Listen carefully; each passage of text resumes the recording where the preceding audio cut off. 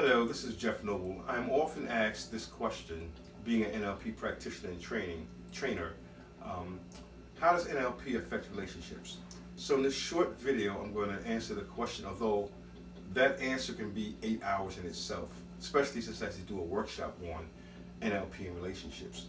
So first thing I want to start off with is one of the NLP presuppositions, which is the map is not the territory. And what I mean by that, what the NLP practitioners mean by that is that the world you see and the world you live in is not the whole world, it's just your world. And so when you talk about relationships, you have to remember that I come in with my individual world of experiences and relationships, and you come in with your individual world of experiences and relationships. And we bring both of those worlds into create this one new relationship, and sometimes it doesn't work out as well. So let's start with the attraction factor alone. NLP talks about the five major senses being a part of your processing system. We know they're visual, auditory, gustatory, olfactory, and kinesthetic. Now, however, most of us live in the world of visual, auditory, and kinesthetic. Visual means that you live in the world of pictures. And if you talk about in a relationship specifically, a visual person is a person like what they see is very, very important. They want to be attracted to a person who's going to be attractive, who's going to dress nice, who's going to be well groomed, all those things. There are more things also. Like I said, we have limited time, so I'm giving you the main things that they will be attracted to in a relationship. An auditory person, what's more important for that person in a relationship is how they speak. To an auditory person, the way you say what you say is more important than what you say itself. So an auditory person is very sensitive to volume, tonality, and to your cadence, the way you speak. So, sometimes you hear people speaking, you say they have a wonderful voice. An auditory person can really be turned on by an auditory person that has a nice voice. Then you have the kinesthetic people. These people are more the touchy-feely types. They're the type that sometimes you can talk to them once again, and they want to get close to you and touch you while they're talking to you, or they shake your hand. They may shake your hand with both of their hands, not just one hand like a lot of people do. And these, once again, is very briefly some indications of whether your mate may be visual, auditory, or kinesthetic. Now, you must remember that we are a combination of all these things. And no one is strictly one visual, auditory, kinesthetic. We are a combination of all these things. Now, what happens in the beginning of a relationship, however, is that in the beginning, we are showing the person that we're talking to how much we care about them using all three methods, being visual, being auditory, and being kinesthetic. Example, you may buy them flowers, you may get dressed up really nicely and everything else when you go and see this person and make a good impression in the beginning. You may talk to them on the phone for hours and hours and hours. You may hold hands while you're walking down the streets, be very affectionate, give them a nice big hug or whatever, and all those things are going to work. What happens after that, though, after the first 3 to 6 months, is we fall back into the way we want to receive. We fall back to the way we want to receive. So if a person is auditory, they're still looking forward to getting those phone calls. If a person is visual, they may still be looking forward to getting those flowers, those cards, all those things that stimulate them visually. If they're kinesthetic, they're still looking forward to being able to touch and hug in that special way when they see that person. So here's what happens in a relationship sometimes. If I am kinesthetic and you are auditory, and we talked a lot on the phone all the time, we went out on picnics, I held your hand, I hugged you, it was no problem. But now all of a sudden, I haven't spoke to you as much on the telephone anymore. Because I got busy, I got a job transfer, I got a job promotion. I don't have the time I used to have to speak with you. So now all of a sudden, I'm not calling you as much as I used to call you. So what you're doing inside your head is you're associating a meaning to that. So for you, you may be thinking that perhaps I don't care about you this much, or found another woman I'm talking to, but you make up a whole scenario of possibilities in your head. So when I see you finally, and I still want to touch you and still hold your hand, you don't want me to touch you. What you really want to know is, how come I haven't been calling you as much as I call you? How can we have those long, wonderful, exciting conversations that we used to have? And that's what you're looking at. And so that causes a problem in the communication and in the relationship in the beginning. So that's just one aspect you have to look at. Whether the person you're dating intimately with now, or so in the future, whether they're visual, auditory, kinesthetic, and then how do you actually feed into that? How do you keep them stimulated, whether it's visually, auditory, or kinesthetic? And that's just one aspect of the NLP. Another aspect is Values. Sometimes what happens is that people think that they're attracted to people who are just the opposite of them, and that's just the absolute wrong way to do it.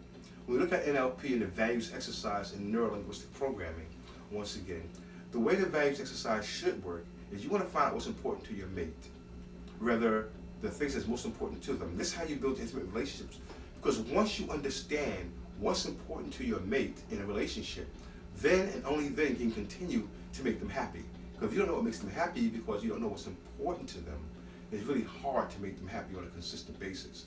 So you find out what the values are. There's an exercise in NLP called the values exercise, which goes something like this. So I'll give you the abbreviated version right now, because once again, we don't have a lot of time to go over everything. You would ask the person, what's important to your relationship? And they may say love. What's important to your relationship? Support. What's important to your relationship? They may say money. What's important to your relationship? Trust. What's important to your relationship? They may say sex. Whatever they say, when we do the exercise in classes, we write those things down first. We make them go for 12 things, actually. 12 different values in a relationship is what we ask for in the workshop when I'm actually teaching this. And then what we do is we have them figure out, what does those words mean to you? What does support mean to you? Because support to you and support to me may be two different things. So we need to identify what does support mean to you and what does it mean in behavior. So in other words, what do I have to do for you to know that I support you? And what do you have to do for me to feel supported? We have to know what it means for each other. Otherwise, there are mistakes that can be made in support. I can give you an example of that because when I was married, I always told my wife I needed her support. And the support that I needed was when I came home at night from working, that she was there, it was a comfortable environment, there was no arguing, I could just kind of recharge and get ready for tomorrow. For her support mean that if I didn't have the money to make, help pay the mortgage that month, because the business was bad that month, that she had my back as far as money is concerned, she'll pay the mortgage for me. Two different definitions of what support meant. And it caused problems in the relationship because support to me, just having that environment where I can come in and relax. Because when I came in, it was not a relaxing environment. So just those little things are very, very important as far as communication is concerned. You want to find out what the values are, what they mean. The third part of that will find out what the hierarchy of values are, which ones are really most important to your mate. And that once again will help you become closer in your relationship with your mate. Another thing is learn to create and control and develop empowering states in yourself. Because you may have a mate that can be very critical, very analytical, create all these expectations of you. And then you don't meet those expectations, they get angry or they get mad, they start treating you differently, they tell you to sleep on the couch, whatever it may be. So when you begin to create empowering states for yourself, what it will do for you is that you won't respond to it anymore. You can develop strategies to respond to criticism. You can just develop strategies to overcoming self-talk, negative self-talk, all those things that you need to empower yourself as an individual in that relationship. Because remember, although you are in a relationship, you're still an individual person. So you want to develop those things inside you, those empowering states inside you that allows you to be your best for your mate in the relationship without losing yourself. That's the key. But sometimes in relationships we give so much that we lose who we are. You don't want to lose who you are in a relationship or you will never be happy. Or you look down the line, 10, 20 years down the line, you won't be happy. So it's important for you to develop states that help you maintain and secure who you are in that relationship so you will always feel good in that relationship and won't let anyone steal your joy. Also, another thing people ask me about all the time, well, Jeff, how does NLP apply in the bedroom? Now, interesting question. Let's go back to visual, auditory, kinesthetic. What do you think a visual person will be stimulated by in the bedroom? Well, there are a number of things, but for this conversation right now, a visual person will be stimulated when they first see their mate undressed, if their mate is attractive to them physically. And if their mate has on a nice lingerie or nice things that are pretty and dainty or masculine, whatever it may be, that could be a turn on to the other person while they're waiting for their mate to join them and participating in spreading the joy. Maybe I should have said that, but you can edit it. So a visual person can be stimulated visually by their mate. An auditory person can be stimulated more by what's being said to them and the sounds and the moans of pleasure and the groans of pleasure and just things that may be said to them in the bedroom while they are engaged in an extracurricular activity, if you know what I mean. So, and the kinesthetic person are the ones that want to be touched and touched and touched and touched and touched because they're really into touch. Now, when you combine, and remember, once again, it can be context related. Someone can be visual at work and very kinesthetic at home. So that's the important thing is not to put people into a box. To realize that people are different in different environments sometimes, and you have to find out what your mate is in general, and then what your mate is in that specific areas that you're interested in. What else do I want to say about NLP and relationships? Let me see. One of the most empowering things to me about NLP and relationships is learning how you know to respond to your mate. What I mean by that.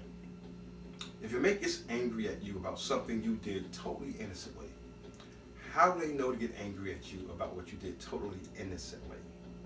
It's because somewhere in their past, they've learned that behavior already. Because the one thing NLP and relationships will help you understand is that when you get married or you're in a relationship already, what happens is, or you're just in a relationship, yeah, I said relationship already, in a relationship already, what happens is that they bring their whole past history into a relationship, and you bring your whole past history into a relationship. So you can do something totally innocent. It has nothing to do with you. It has something to do with what someone else did. It could be 10, 15 years ago. But they're responding to you as if you did it to them 15 years ago. And sometimes you get the worst end of it because they may not have communicated before. And by the time you did it, it was really like the last straw. So you're wondering why your mate is going crazy about something that you seem to be so simple and innocent. Well, it's because it has nothing to do with you to begin with. It started somewhere in the past, and they brought that into the relationship with them. So one of the most important and powerful things that NLP bring into any intimate relationship is the ability to heal your past relationships.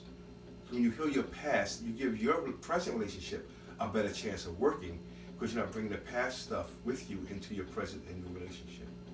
Hope this gives you an idea of some of the things that can be talked about in NLP and relationships. There's so much more. And when I get to China, I'll share more. Have a wonderful day. Bye-bye.